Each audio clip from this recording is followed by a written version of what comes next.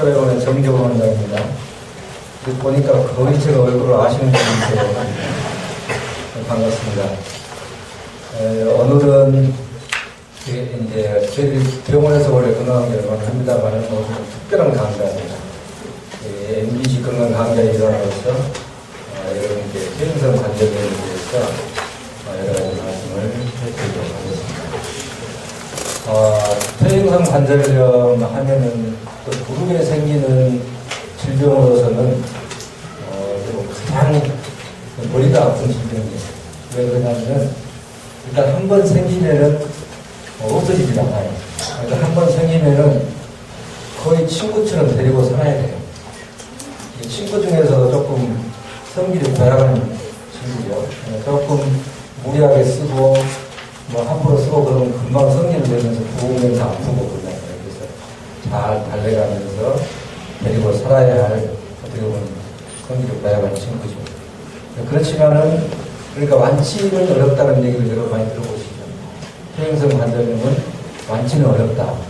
근데 완치는 어렵다는 말하고 치료를 못한다 그랬지.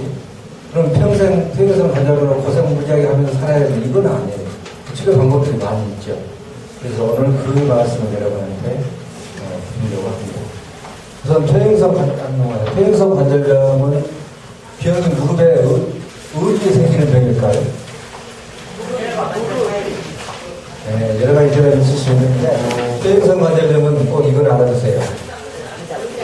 여기 무릎의 구조인데 관절의 구조인데 정상적인 관절 모습은 아니에요. 알아듣기 쉽게 그림으로 그리는 건데 이 위아래 뼈가 있잖아요. 이 뼈 위에는 우리가 울렁뼈라고 부르는 관절 연골이 붙어 있어요. 관절 연골. 이 관절 연골이 닳아지는 거예요. 관절 연골이 닳아져가지고 이거 여러 가지 말씀을 피워요. 그런데 퇴행성 관절염은 나을 수 없다고 그랬잖아요. 완치를 못한다고 그랬잖아요. 여기 관절 연골을 새로 붙여주면 되지 않겠어요? 그러면 낫지 않겠습니까? 근데 성인에서는 성장이 다 된 후에는 이 연골은 한번 파괴되면 정상으로 되질 않아요. 그러니까 나을 수가 없는 거예요. 그럼 어떻게 치료하냐? 다 치료 방법이 여러 가지가 있죠. 방금 연골을 재생이 안 된다고 그랬지만은 최근에는 연골을 재생시키는 수술까지도 여러 가지로 하고 있어요. 그래서 퇴행성 관절염은 여기 관절 연골이 닳아져서 생기는 병이다. 그런 걸 이해하시고 넘어가세요. 그래서 퇴행성 관절염이 생기면은 연골이 닳아진다고 그랬잖아요. 그러니까 여기 비교를 좀 해놨어요. 이쪽은 정상적으로 되어 있는데 연골이 처음에 닳아질 때는 머리처럼 표면만 좀 거칠어지다가 뼈도 이제 걸어다니고 생활을 할 수밖에 없잖아. 그러면 더 망가지면서 이렇게 얇아지고 그 다음에 최종적으로 가면은 저 물렁뼈가 항상 저렇게 남아있지 않겠죠. 다 닳아져 버리죠. 그러니까 이 물렁뼈가 하나도 없이 다 닳아지기도 하죠. 나중에 사진을 보면 그런 사진이 나올 거예요. 그리고 뼈가 이제 물렁뼈가 없어져가지고 뼈끼리 닿았다. 그러면은 거기서만 끝나냐면 그걸로 끝나지 않아요. 그 다음에는 뼈끼리 또 부딪히면서 또 닳아져요.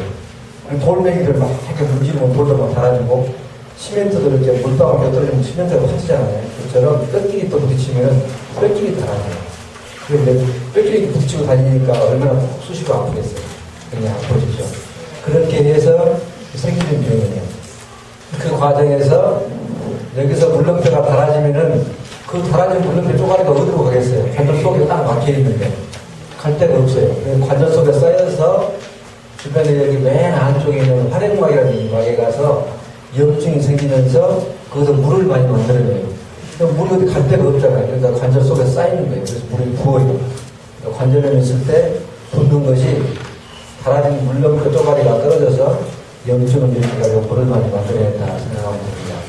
그리고 우리가 뭐 곤투한 사람이라든지 이렇게 살이 이렇게 복숭아씨 같은 데 이렇게 막 돈대지고 그러면 부분살병이잖아요.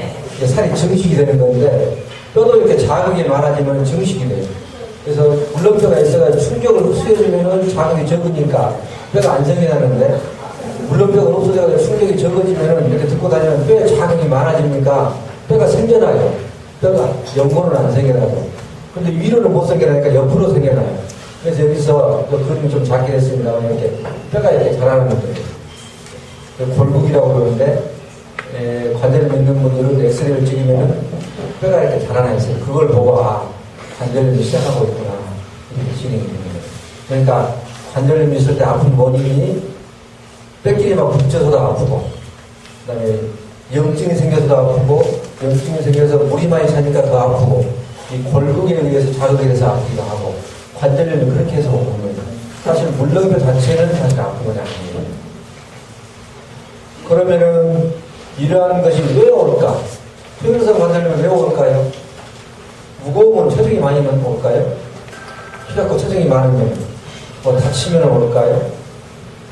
일반적 일을 많이 해서 올까요? 체중이 무겁다고 하면 물러가는 힘이 있어요. 그러죠. 그러긴 하는데 일반적으로 퇴행성 관절염은 우리가 일반적으로 앓는 퇴행성 관절염, 연세가 드셔가지고 오는 퇴행성 관절염은 원인을 모르는 병이에요. 원인을 확실히 몰라요. 그래서 원인 불명이라 해가지고 그래서 그런 병은 1차성이라고 해요. 그러나 되게 나이가 많은 사람들이 오죠. 되게 한 40 넘으면 오기 시작해요. 45, 40. 되게 많은 경우는 50 넘은 경우에 많이 시작하고요. 그 다음에 체중이 좀 아무래도 좀 많이 나가는 사람들 많죠. 부모님들이 이제 퇴행성 관절염이 있다고 이런 사람들이 더 많더라도 그것이 직접적인 원인이라고 말할 수는 없는 거예요. 좀 관련 좀 되겠다 이런 정도죠. 그래서 일반적인 퇴행성 관절염은 원인을 잘 모르고 오는 거예요. 그러니까 아주 뼈뼈하신 분, 아주 뼈뼈하신 분도 오고 아주 뚱뚱하신 분도 오고 그래요. 그러니까 1차적으로는 원인을 잘 모르는 병이다 이렇게 생각하시고, 그렇지만은 다쳐가지고 인대가 떨어져가지고 몇 년을 살았다 흔들흔들어 무릎으로 다쳐가지고 뼈를 다쳐버렸다, 물렁뼈가 다쳤다, 이것은 직접적인 원인이 되겠죠. 그런 것이 있으면은 2차성이라고 하는데, 그런 것에 의해서 올 수가 있죠. 그러니까, 퇴행성 관절염을 저희가 젊었을 때부터 예방을 하려면은, 예방에 관심이 많죠. 그 원인이 이렇게 되는데, 그럼 어떻게 예방을 할까? 어떻게 예방을 할까? 우선적으로는 가장 중요한 안 다쳐야 돼요. 생활하시면서 안 다쳐야 돼요. 다치면은 금방 괜찮은 것 같아도 속으로는 연골이 약해질 수가 있죠. 그럼 나중에 망가지죠. 그리고 인대가 다쳤다랄지, 뭐, 반응성 연골이 찢어졌다랄지, 무릎이 아픈 순간이 오래 간다 그러면은 얼른 치료를 해줘야 관절염이 안 생기는 거예요. 그걸 놔두고 오랫동안 버텨버리면 관절염이 쉽게 생기는 거예요. 그러니까 무리에 문제가 있을 때는 얼른 진찰을 해서 그 원인을 파악해서 처리를 해주는 것이 관절염 예방에 좋겠죠. 그리고 아까 이것은 직접적인 원인은 아니라고 해서 체중이랄지 이런 것은 일을 많이 한다랄지 이런 것은 직접적인 원인은 아니고 그 관계를 밝힐 수는 없지만은 무거운 사람과 가벼운 사람이 누가 더 관절염이 잘 생길까? 당연하잖아요. 그리고 무거운 걸 많이 들고 굉장히 많이 일을 많이 하는 사람과 안 생기는 사람, 일을 많이 안 하는 사람 누가 더 많이 생기겠죠? 많이 하는 사람이 생기겠죠. 최소한 그것이 원인은 아닐지라도, 실제로 원인은 아닐지라도 똑같이 굉장히 체중이 많이 나간 사람과 많이 안 나가는 사람이 같이 다쳤다. 다쳐가지고 연골이 조금 멍이 들어버렸다. 그랬을 경우에 일을 많이 한 것과 안 한 사람, 체중이 많이 나간 사람과 안 나간 사람은 차이가 생기겠죠. 1, 2년도 아니고 5년, 10년 사이에 일어난 일인데 그런 것을 관리를 할 필요가 있겠죠. 그리고 등산, 남자분들 같은 경우는 축구 팬이 과하게 가는 거예요. 그리고 달리기, 달리기 많이 하죠.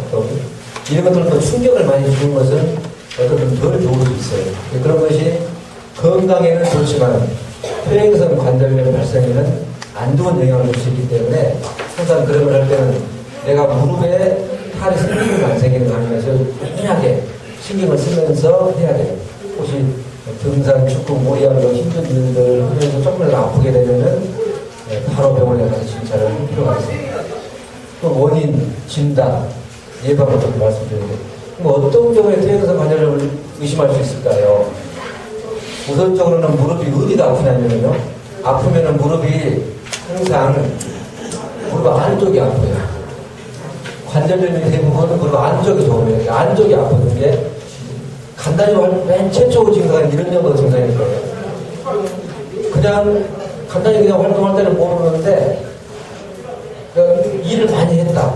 등산을 좀 많이 갔다 왔다 그랬더니 아프더라. 그래서 조금 전에가 좋아졌어요. 근데 또 조금 허리 했더니 또 아프더라. 이거는 그야말로 관절염 의심이에요. 특히 여기가 아프더라. 그리고 꼭 여기가 안 아파도 관절염 의심할 수 있어요. 왜 그러냐면은 아까 관절염의 통증이 나오는 원인을 말씀해드렸죠. 예, 아까 무릎에서 꼭 여기가 달아져서 여기서 부딪혀서만 아픈 게 아니에요. 염증이 생기고 부으면은 다른 데도 아플 수 있는 거예요. 이쪽도 아플 수 있고 이쪽도 아플 수 있는 거예요. 그러니까 조금 무리하게 썼을 때 반복적으로 아프다라고 하는 의심을 가지고 엑스레이를 찍어보거나 MR을 찍어봐가지고 진단을 해서 그러면은 관절염으로 진단이 나왔다.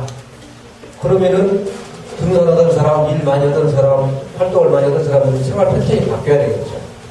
생활 패턴이 바뀌어져야 되겠죠. 그래야 악화를 방지하겠죠. 그래서 우선적으로 바뀌어야 될 게 활동 관리예요. 활동 관리. 너무 많이 활동하지 않는 게 어떤 경우는 그런 경우는 많아요. 퇴행성 관절염은 운동을 해야 된다. 운동을 해야 된다. 그래가지고 아주 안 하던 등산도 막 하고 걸어다니는 운동 안 하던 사람은 운동을 하고 이런 경우는 이건 잘못된 거죠. 잘못된 거예요. 그리고 관절연골은 운동을 해줘야 적당하게 걸어주고 이렇게 해줘야 이렇게 펌핑 작용이 일어나면서 영양분을 흡수해요. 그러니까 적당한 운동을 해야 좋은 것은 사실이에요. 그러나 관절염을 악화시킬 정도로 과도하게 하면 안 되죠. 그러니까 적당한 운동을 해야 되는 것이지. 관절염 진단받았다고 뭐 운동을 안 하던 걸음을 막 30분, 40분, 1시간씩 막 하고 2시간씩 하고 등산하고 이런 건 무리하는 거죠. 둘째로는 아까 체중 얘기했죠. 체중 자체가 관절염의 원인은 아닐지라도 영향을 미친다는 걸 아까 여러분들하고 하시고 저도 이렇게 말씀드렸죠. 관절염이 있을 때는 두말 할 것이 없어요. 관절염이 이미 생겼다. 그럼 이 체중 관리는 아주 필수예요. 그리고 이 체중 관리는 평생 영향을 미쳐요. 관절염을 한 번 생기면 평생 친구처럼 살아야 된다고 했죠. 근데 평생 영향을 많이 미쳐요. 관절염이 있는데 무거운 사람과 가벼운 사람은 그 관절염으로 인한 고생의 정도가 틀립니다. 가벼운 사람들은 잘 견디고 써요. 관절염 꽤 심해요. 무거운 사람들은 그렇게 되지 못하니까 항상 관절염 진단하면 체중 관리를 적절히 해야 돼요. 그러면은 운동은 많이 하지 말라고 체중 관리만 하라고 어떻게 그러냐. 그때 필요한 우리가 하라는 운동이 주로 이제 충격을 주지 않으면서 에너지를 많이 소모할 수 있는 운동들. 그게 수영이랄지 자전거 돌리는 운동이랄지 충격을 많이 안 주는 에어로빅 정도는 할 수 있죠. 에어로빅이랄지 걷기 운동도 적당한 범위 안에서 이런 정도가 되게 권장되는 운동들이에요. 관절염이 있을 때. 그렇게 하고 그 다음에 이제 주기적으로 1년에 한 번씩 꼭 엑스레이 찍어가서 봐서 나이 치료 부분에서 얘기할 때는 조기 치료가 굉장히 중요하거든요. 적당한 시기에 적당한 방법을 동원해서 수술을 해주거나 치료를 해주게 되면은 그 관절염을 없앨 수는 없지만은 고생을 덜을 수 있는 거예요. 우리가 치료하는 목적이 병을 없애는 데만 있는 게 아니고 그 고통을 감소시키고 그리고 일상생활을 하는데 별상이 없게 하는 데 있거든요. 그러니까 주기적으로 잘 관리를 해나가고 아까 같은 그런 걸 잘 지키면은 훨씬 고생을 덜하고 내가 원하는 일상생활을 할 수가 있게 되는 거죠. 그래서 주기적으로 체크를 해서 관절염이 심해진다라고 하면 그때 필요한 치료를 적당히 하는 것이 중요합니다. 그래서 관절염 치료입니다. 원인 진단 예방주는 말씀을 드렸고, 관절염 치료는 여기는 이제 1단계, 2단계, 3단계로 쭉 말씀을 드렸는데, 1차적으로는 아까 말씀드린 내가 활동을 좀 많이 하고, 그럼 좀 아프다. 그렇지 않을 때는 괜찮다. 이런 정도라면은 그냥 활동 관리하고, 체중 관리하고, 적당한 운동하면서 지내시다가, 혹시 많이 아프시면 아플 때만 약을 드시는데, 그때 좋은 약은 되게 타이레놀이에요, 타이레놀. 타이레놀 여러분 잘 아시죠? 해열제로 많이 그 진통 해열제거든요. 근데 그 약을 드시면 그 이제 해가 없어요. 일반적으로. 그러니까 가장 초기에는 좀 무리하면 아프다. 그럼 2, 3일 지나고 하루가 지나고 쉬기만 하면 바로 좋아진다고 할 때는 그 약 먹으면서 활동 줄이고, 그 다음에 물리치료 할 수 있으면 근처 병 가까운 데서 물리치료하고, 집에서 찜질한다든지 합병하는다든지 이런 것도 다 물리치료에 해당이 되는 거예요. 그렇게 해서 관리해 나가는 거예요. 그렇게 해도 안 되면은 그럼 어떻게 해요? 약으로, 그 약을 이제 병원에 가서 이제 본격적으로 약을 먹는 거죠. 그 병원에 보통 가면 조제해주는 약들이, 우리 진통소염제 계통이거든요. 그 약들을 드시고, 또 물리치료도 병원 다니면서 더 적극적으로 하고, 그 다음에 필요하면 주사도 맞죠. 하이알 주사 여러분 많이 맞으시죠? 하이알이랑 힐러한 주사. 그런 주사들 많이 맞고, 정 물이 많이 차가지고 정 안 되면 호르몬 주사를 보통 해요. 물을 염증을 가라앉히기 위해서. 그 하이알 주사를 여러분 많이 맞으시니까 조금 설명을 드리면, 그 주사는, 하이알 유론산이라고 해가지고, 일종의 우리 관절액에서 관절액을 미끈미끈하게 해주는 점액성을 유지해주는, 점도를 유지해주는 그런 성분이에요. 그러니까 퇴행성 관절염이 되면 아까 물이 찬다고 그랬잖아요. 물이 차는데 그 물은 점도가 없어요. 이런 물 같아요, 그냥. 그러니까 관절을 구부렸다 폈다 하려고 그러면 점액성이 좀 있어야, 점도가 있어야 끈끈해가지고 이렇게 매끌매끌하게 될 거 아니에요. 그러니까 염증도 안 생기고 덜 아프고 그러죠. 근데 그거를 보충해주는 게, 피부암이라든지 하이알이라든지 그런 것들이에요. 근데 그 주사를 너무 또 자주 맞고 또 그걸 원하는 의사도 있는데, 그 주사를 맞으면은 없어진 연골이 좋아진다, 없어진 연골이 생겨난다 해가지고 맞고 그럴 수 있는데, 그것까지 기대하기를 어렵습니다. 그러니까 일단 증상이 약을 먹어도 안 좋아지고 많이 아프고 그러면 그 주사를 맞으면 대개는 한 70~80% 정도에서는 증상 호전이 있어요. 그런데 그 주사는 특별하게 해가 되는 주사가 아닙니다. 주사를 맞을 때 염증 생기는 것만 주의하면은, 그 의사가 주의할 거죠. 그것만 주의하면은 자주 맞는다고 해서 해로운 주사는 아니에요. 그러니까 뭐 자주 어떤 뼈주사라는 것은 우리가 호르몬 주사이기 때문에 자주 맞으면 그게 그 조직 자체가 좀 녹아버리는 그런 성질이 있어요. 그 주사는 자주 맞으면 안 좋죠. 하지만 이 하이알 주사는 그런 주사는 아니지만은 또 연골이 생겨난다, 이걸 맞으면은 관절이나 없어진다 이렇게 생각하고 늘 맞는 것은 잘못하면 염증 생겨서 아주 고생할 수가 있어요. 그렇게 하시고, 그래서 일반적으로 치료를 할 때는 방금 말씀드린 그런 범주가 수술 없이 하는 치료들이에요. 수술 없이.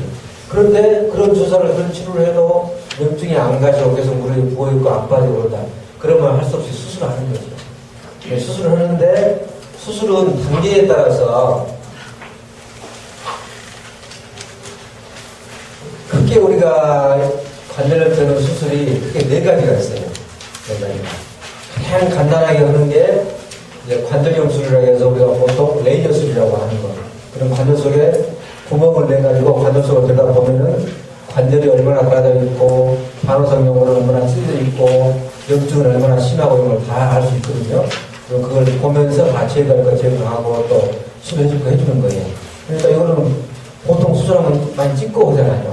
찍고 하지 않으니까 덜 아프겠죠? 흉터도 안 생기겠죠? 회복도 빠르겠죠? 금방 다음날 또 돌아다니면 퇴원도 빠르고, 비용도 덜 들고, 직장도 빨리 나갈 수 있고, 이런 장점들이 있는 거죠. 그래서 요즘에는 어지간한 수술들은, 무릎 수술들은 관절염 수술을 많이 해요. 도저히 이걸로 안 되는 경우는 할 수 없이 있는 거예요. 째가지고. 하지만, 이 관절염 수술은 제가 그 원리 등을 좀 더 보여주시고요. 이렇게 하고, 두 번째로는, 그래서 관절염 초기나 중기, 특히나 중기에 비교적 젊은 사람들에서는 수술인데, 절골수술이라는 수술이 있어요. 이 수술은 뭐냐면은, 보통 무릎이 이 안쪽이 관절염이 생긴다고 했잖아요. 무릎 안쪽이 생기면은, 그쪽이 달아지게 되면 무릎이 이렇게 안으로 휘겠죠. 무릎이 이렇게 좀 오다리처럼 휘어요. 휘게 되면은 우리가 한 걸음 한 걸음 뛸 때마다 체중이 그렇잖아요. 달아져가지고 여기 안쪽이 아픈데 그쪽으로 체중이 집중이 돼요. 그러니까 더 빨리 달아지고 더 아프고 그래요. 그런 경우에 젊은 사람들 경우에는 그대로 두면은 계속 관절염이 심해질 것은 뻔하고 평생 간다고 그랬잖아요. 그리고 젊을 때 활동도 많이 해야 되고 그러는데 곤란하죠. 아파서 활동 못하고 그러니까 그거를 체중이 이 안쪽으로 오지 않게 바깥쪽으로 오게 뼈를 살짝 돌려주는 수술을 해줘요. 그렇게 되면은 이렇게 걸어도 체중이 이제 안쪽으로 안 가니까 바깥쪽으로 가게 되니까 안 아프죠. 그럼 체중이 바깥쪽으로 가면 바깥쪽에 병이 있으면 어쩌겠어요? 바깥쪽으로 체중이 가게 만들어줬는데 바깥쪽에 병이 있다. 그러면 거가 금방 달아질 거 아니에요, 또. 그러니까 바깥쪽에 병이 있는 경우는 그 수술을 못 하죠. 그런 사람은 상당히 곤란해요. 그래서 그런 경우에 이제 우선 여러 가지 방법들을 동원해서 우선 덜 아프게 그게 이제 절골술인데 뒤에 사진이 조금씩 있습니다. 보고요. 그 다음에 이제 관절이 아까 물렁뼈가 달아지다 보면은 뼈가 다 분다고 그랬죠. 그 정도로 달아지면 굉장히 힘들어집니다. 그래서 그 관절 살리기가 어려워지거든요. 그런 경우에는 할 수 없이 이제 인공관절로 바꾸는 거예요. 그렇게 하고 이제 한 10여 년 전부터 해주는 수술이 아까 관절 연골은 재생이 안 된다고 했죠. 안 생겨난다고 했잖아요. 근데 최근은 아니죠. 한 10여 년 이상 됐죠. 그때부터 연골을 생겨내게 하는 여러 수술들이 개발이 됐어요. 그래서 연골을 만들어내게 서로. 그런데 이렇게 말하면 또 이제 완전히 달아진 연골을 다 만들어본다 이렇게 생각하시면 안 되고, 아까 젊으신 분들 그리고 아직은 덜 달아져가지고 관절을 살릴 수 있겠다 이런 사람들을 이 절골술을 할 때 다 달아진 걸 그대로 놔두고 돌려주기만 하는 거라고, 돌려주기도 하고 이미 달아진 연골을 새로 만들어주고 재생시키는 거라고. 여러분 어떤 게 좋겠어요? 당연히 재생시켜주는 게 좋겠죠. 그래서 절골술을 하면서 연골을 재생시키는 수술을 할 수 있는 경우는 그 연골 재생술을 해줘요. 그 방법들이 여러 가지 개발이 되어 있어요. 그것들을 제가 사진을 들어서 빠르게 보여드릴게요. 이제 물렁이가 달아진 것이 이렇게 달아져 있죠. 퇴행성 관절염이 되면은 이런 식으로 이제 달아지죠. 이렇게 관절염을 넣어서 이렇게 보는 거예요. 관절염을 넣어가지고 이렇게 들어가 볼 때는 연골 그 염증도 제거해주고 연골 쪼가리도 제거해주고, 그다음에 반화선용으로 파열해서 파열용으로 다듬어주고, 그다음에 아까 이런 데 연골이 달아지면서 여기 연골 부스러기들이 너덜너덜 할 수도 있겠죠. 너덜너덜. 이런 거 다듬어주고 관절용으로 할 수 있어요. 절골술, 이제 절골술인데 이제 보면 뼈를 절단해서 체중 전달 선을 바꾸어줌으로써 관절염이 있는 부위로 체중이 덜 가게 해서 악화를 방지하고 통증을 감소하는 수술 방법이라 아까 제가 설명드린 그 내용이에요. 이 환자 보면은 체중선이 사진이 조금 잘 안 보실 텐데, 체중선을 항상 고관절 중심에서 발목의 중심으로 내려가거든요. 손을 딱 끄니까 정상 관절에서 체중이 어디로 내려가야 되냐면 무릎의 한가운데 중심이 여기에요. 그래서 여기를 통과해야 돼요. 여기를 통과해야 되는데 관절을 좀 안쪽으로 통과하고 있는 거예요. 이런 경우에는 이렇게 걸어다니면은 그래도 관절염이는 안쪽으로 체중이 집중이 되는 거예요. 그래서 그거를 조정해주기 위해서 이렇게 뼈를 돌려줘요. 이런 경우는 뼈를 금을 내가지고 뼈를 돌려준 거예요. 이걸 다 이해하려고 하면 굉장히 그 작은 사진을 많이 보셔야 이해가 되는데, 그걸 다 이해하기는 어려우시니까 뼈를 이렇게 방향을 틀어가지고 체중을 안쪽에서 바깥쪽으로 옮겨준다. 그런 수술이다. 이렇게 이해하시면 될 것 같아요. 이렇게도 하고, 또 이제 요 쇠들을 이제 그때 이용하는 기구들이에요. 여러 가지 방법들인데 요즘은 이런 기구들은 안 씁니다. 옛날에 썼던 기구들이죠. 그러다 보니까 아까 이쪽으로 떨어지는 관절선이 이쪽으로 왔잖아요. 아까 그 환자거든요. 돌려주면은 이쪽으로 체중이 안 넘어가죠. 그 다음에 이제 완전히 달아지면 인공관절을 하는 건데, 이 절골술이 나왔으니까 내가 그렇게 말씀을 드리는데, 퇴행성 관절염 치료를 제가 전문의가 돼서 치료를 시작한 지가 한 20년이 넘었어요. 25년 정도 돼가는데, 지금 보니까 퇴행성 관절염은 물론 이제 덜 심해지고 그러면 좋은데, 초기에 잘 관리해 나가시면은 고생 그렇게 많이 안 할 수 있거든요. 그러니까 그 키가 어디 있냐면은 이 절골술에 있어요. 절골술.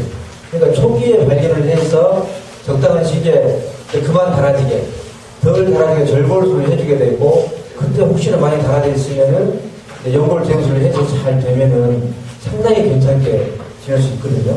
근데 대부분 지금도 굉장히 많은 사람들이 다 다쳐가지고 와요. 거의 많이 다쳐가지고 와요. 그러니까 좀 아파도 우리 있으니까 아프겠지. 뭐 다른 사람도 아프더라. 이렇게 지내는 거거든요. 그래가지고 상당히 달아져가지고 와가지고 그런 경우는 절골술을 해도 효과가 좀 적거든요. 그래서 지금 보는 조금 불편할 때 얼른 진단을 해서 조기에 발견해서 조기 치료하는 거. 그때 절골술과 아까 관절 연골 재생술 이걸 두 개를 조합해서 하는 것에 가장 지금 중요할 것 같아요. 그리고 이제 그 최근에 특히 개발된 방법이고 그래서 되게 중요한 게 생각이 되고 이제 완전히 달아져 버린 것은 어떻거나 방법이 별로 없죠. 인공관절 하는 거죠.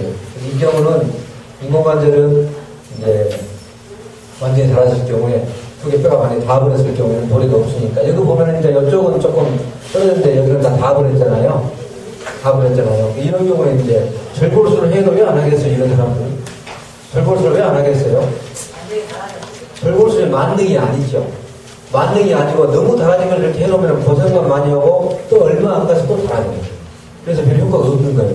그리고 나이 드신 분들은 이것도 이제 같이 이렇게 달아져도 아주 40대가 이렇게 있는 것과 60대가 이렇게 있는 것도 틀려요. 40대는 기를 쓰고 절골술을 해줘요. 젊었을 때 인공관절 해놓으면 또 10년간의 재수술 또 10년간에 이렇게 할 수는 없잖아요. 돌려놓으면 일단은 덜 아프거든요. 그러니까 일단은 자기 관절 살려서 우선 좀 버텨서 인공관절 할 수 있는 나이까지 버티고 쓰다가 하도록 해주는 거예요. 젊은 사람들의 경우에 어떤 절골술 쪽을 많이 생각을 하고 나이 드신 분들은 인공관절을 해도 그 연세에 맞는 데도 활동을 얼마나 잘 하거든요. 그러니까 크게 지장이 없으니까 되게 인공관절적으로 가는 거예요. 기본적으로 이렇게 많이 달아지면 인공관절을 합니다. 모두 완전히 달아지기 심하다 보니까 완전히 벗어나버렸잖아요. 최종선이요. 그래서 이렇게 인공관절을 하고 한 가운데로 떨어졌고 이것도 많이 달아졌죠. 안쪽이. 양쪽을 같이 하기도 해요. 한꺼번에. 한쪽에 1시간 정도씩 하면 되니까 두 달에 한꺼번에 건강한 사람들은 합니다. 건강이 좀 안 좋으신 분들할지 나이가 많으신 분들은 이제 따로따로 한쪽 하고 또 쉬었다 한쪽 하고 인공관절의 경우에 따라서는 반쪽 하기도 해요. 반쪽 하기도. 한쪽만 이렇게 반쪽만 달아진 경우는 반쪽만 하는데 이 경우는 조금 달아진 경우예요. 얘가 달아졌는데 완전히 다 불지는 않았잖아요. 그래도 많이 아프거든요. 꾹꾹 맞추고 이런 경우는 이제 반쪽만 해주기도 하죠. 연골 재생술이 나타났어요. 연골 재생술은 그림으로 보여드릴게요. 물렁뼈가 약간 없다 그러면은 여기를 긁어내고요. 구멍을 콩콩 뚫어주면 속에서 이 뼈 속에서 피 같은 게 이제 나오죠. 피가 나온 것이 이렇게 보여요. 보여가지고 이것을 무릎을 굽었다 폈다 계속 한 달 반 정도 하루 10시간 이렇게 해주고 있으면은 이 나온 이 피는 줄기세포 일종의 골수에서 나온 세포는 줄기세포예요. 줄기세포는 여러분 잘 아시죠? 줄기세포 참 많이 들어보셨죠? 줄기세포는 뭐 연골뼈로도 가고 연골로도 가고 일반 살로도 가고 그래요. 근데 운동을 계속 해주면 이거 연골로 변해가는 거예요. 그런 원리를 이용해서 이런 수를 많이 해줘요. 이렇게 하면 나중에 이제 보면은 들어가서 보면 여기 콕 파졌던 부분이 연골로 하얗게 보여주죠. 이렇게 해주고 또 그렇게 하기도 하면은 자기 연골세포, 자기 연골을 떼가지고 배양을 맡기면 연골세포가 증식을 시켜가지고 그거를 한 달 반 정도 지나면 연골세포가 충분히 증식이 된단 말이에요. 그러면은 연골 없어진 자리에다가 이렇게 뼈에도 막이 있어요. 뼈에 이렇게 막이 있어요. 뼈에도. 막을 떼가지고 그 속에다가 연골을 넣어주면 이것이 연골로 변해가요. 나중에 보면은 하얗게 연골로 변해가요. 이건 자기 연골세포를 이식해주는 방법이에요. 이렇게 하는 방법. 이거는 지금 수세놓은 것이 차이를 거의 모르겠기 때문에. 그 다음에 이제 내가 이렇게 연골이 파괴됐다라고 하면은 이렇게 모자이크처럼 이렇게 떼내가지고 이런 데서 타가지고 이렇게 넣어주는 거죠. 모자이크 떼지듯이. 이것은 자기 살아있는 자기 연골이죠. 그럼 여기는 그럼 어떻게 하냐? 여기도 연골은 중요한데 여기 없으면 어떻게 하냐? 우리 무릎에는 딱 때렸어도 괜찮은 부분이 있어요. 근데 많지는 않죠. 이게 한계가 있죠. 너무 넓은 것은 뺄수 자리가 부족하니까 못 뺐었죠. 그래서 이제 한 2cm 정도, 2곱하기 2cm 정도까지는 가능해요. 이렇게 해서 해주고. 그래서 이것도 지금 너무 파진 것을 이렇게 이식해 준 거예요. 동그랗게 타가지고. 그래서 지금 이제 전체적으로 봐서 얘기를 했는데 예방이 최선이고 일단 아프면은 조기진단에서 얼른 조치하는 게 제일 중요하고 적극적으로 치료해서 절감한 시기에 적절한 수술을 하면 항상 만족하는 결과를 수 있다. 이런 말씀드리고 제가 관절 유형을 어떻게 하는 것인가 한번 보여드릴게요. 네. 마이크 들리시나요? 네. 그래서 관절경은 요 카메라 이렇게 요것이 이제 관절 경은 요거예요 사실은. 요거.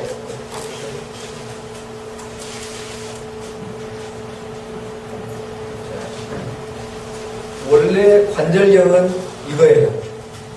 관절경은 이거예요. 이건데 여기다가 이제 카메라를 이렇게 이 카메라 확대해서 볼 수 있는 카메라를 연결을 시킨 거예요. 그 다음에 이렇게 보면은 보려면 빛이 있어야 돼요. 빛이 없으면 안 보이잖아요. 그러니까 여기다가 빛을 이렇게 준 거예요. 네. 켜세요. 빛 나오는 거 보이죠?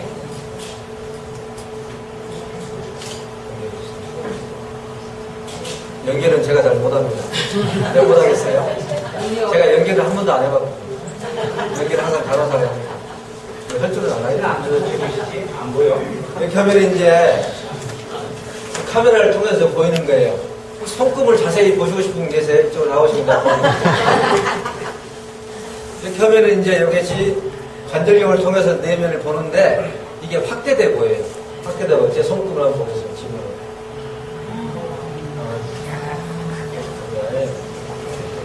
좀 소개를 몰랐다 그러면 더 넣어주면 되죠. 이렇게. 밖에는 이렇게. 보이죠? 이렇게. 이렇게 하면 관절 속을 볼 수 있겠다는 생각이 들죠? 네. 그러면 보면은 어떤 이상이 있는가 하는 것을 알겠구나 생각도 드시죠? 네. 이렇게 보는 거예요. 이렇게 해서 그러면은, 아, 여기에 뭐 이상이 있네. 그러면 이제, 한쪽 구멍으로 이걸 넣었으니까 반대쪽 구멍을 또 하나 만들어서 그쪽으로 기구를 넣어서 수술을 해주는 거예요. 그게 이제 이게 관절경 수술이에요. 그러면 이게 관절경을 보통 우리 관절에다가 그냥 이 관절에다가 여러분 관절에다가 그냥 이걸 넣으면은 움직일 수 있는 공간이 나오겠어요? 안 나오겠어요? 공간 안 나오겠죠. 그 공간을 확보해 줘야 되겠죠. 그래서 물을 넣어요. 물을 넣어가지고 관절을 풀려줍니다. 풀려주면 이제 공간이 생겨요. 왔다 갔다 하는 공간이. 그래서 물을 넣으면서 풀려가지고 왔다 갔다 하면서 수술하는 건데 그걸 이제 시간이 그렇게 많지 않아서 물은 모델이거든요. 물은 모델인데 어떻게 지구가 어떻게 도달하는가 그런 건 좀 보여드릴게요. 맨 처음에 이제 물을 이쪽에다 넣고요. 물을 이쪽에다 넣어서 물 부풀려 있죠. 이걸 넣으면은 화면이 안 보여요. 이걸 좀 빼주시면. 그래서 이제 관절경을 할 때 요거를 제자리를 찾아가는 것도 굉장히 일이에요. 그래서 제자리를 못 찾아가요. 내가 무릎 안쪽에 반원선 영혼을 보고 싶다 그러는데 처음에 그걸 잘 못 찾아갑니다. 그리고 기구를 뜨려 넣고 싶다 근데 기구를 못 넣는 수가 많아요. 이것도 지금 모델이라서 제가 못 넣을지 모르겠습니다. 네. 이렇게 해서 보면 요거 지금 위에 보면 물렁뼈고요.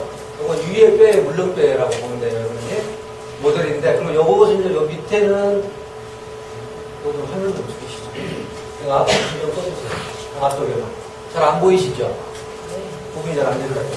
여기 밑에 바닥에 있는 것은 이제 물렁뼈고요. 여기는 요거이 반호선 연골이에요. 요렇게. 십자형 비슷하게 있는 거 있죠? 네. 그리고 이거 보면은 내가 찢어졌다, 이건 찢어지지 않았네요. 원래 모델 찢어지게 만들어놓은 것도 있는데. 찢어졌다 그러면은 이제, 맞습니다. 그리고 이제 우선적으로, 저걸 이제 이들 봐서만은 잘 모르잖아요. 봐서는 모르니까 이런 걸로 해서 이렇게 만져보는 거, 손으로. 그래서 기구를 반대편에 구멍을 넣어가지고, 기구를 넣어서 이렇게 떠들어보죠. 이렇게 기구로. 떠들어보죠. 떠들어보면 찢어졌으면 찢어진 거 잘 보일 거 아니에요? 잘 보이죠? 그리고 찢어졌네? 이렇게 된다 그러면 이제 또 기구를 넣어서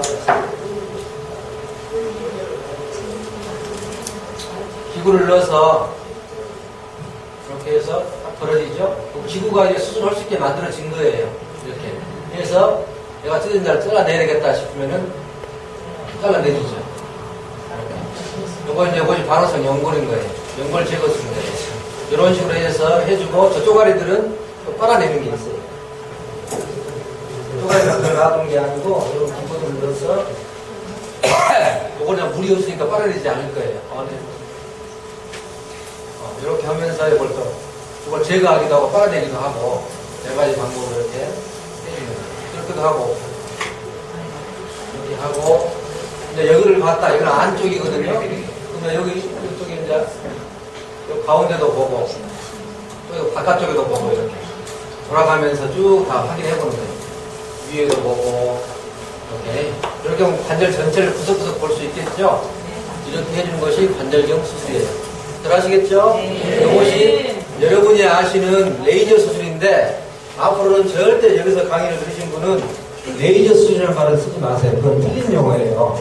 애초에 레이저 수술이라는 말이 왜 왔냐면 이렇게 할 때 제거할 때 레이저로 이렇게 지금은 내가 기구로 잘라냈잖아요. 레이저가 처음에 도입될 때 저걸 레이저로 이렇게 태워냈어요.